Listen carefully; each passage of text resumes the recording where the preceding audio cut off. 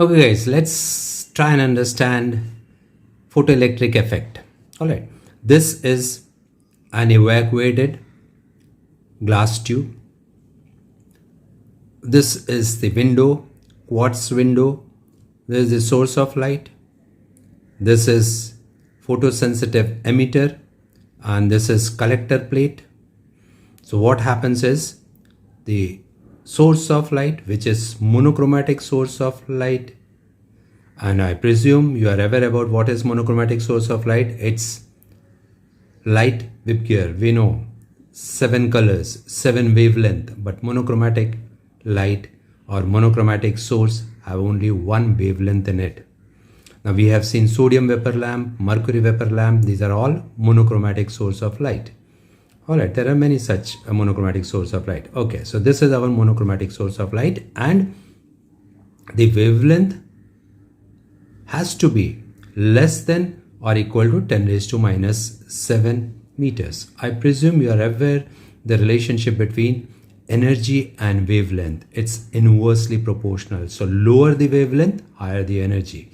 So from this, you get an idea that the source, monochromatic source, has to throw out light, and we know light also moves in forms of photon, or rather the monochromatic source has to throw out photon of very high energy. Alright, anyways, it throws photon, passes through quartz window and strikes the photosensitive emitter. Why do I call it as photosensitive emitter? I call it as photosensitive emitter because it emits electron owing to striking of photons. Now let's understand a bit of theory about how does it happen. Now there's something called as threshold frequency. We know frequency is related to energy. Alright, we know E is equal to h nu. We know that formula, E is equal to h nu. So energy is directly proportional to frequency.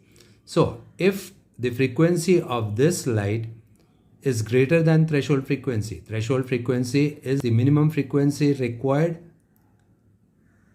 by the source of light to strip electron. Alright, so for stripping, threshold frequency is the minimum requirement. So the energy provided by photon, that is h nu, has to be greater than h nu 0. Only then would the electron stripped. Fine.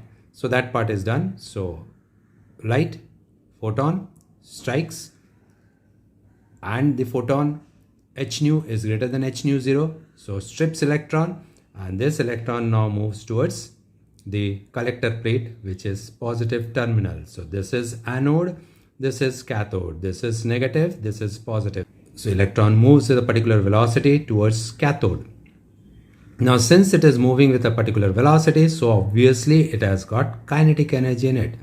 So h nu that I provided got utilized for stripping electron, that is h nu 0, and whatever energy left was in form of kinetic energy for movement of electron from emitter to collector.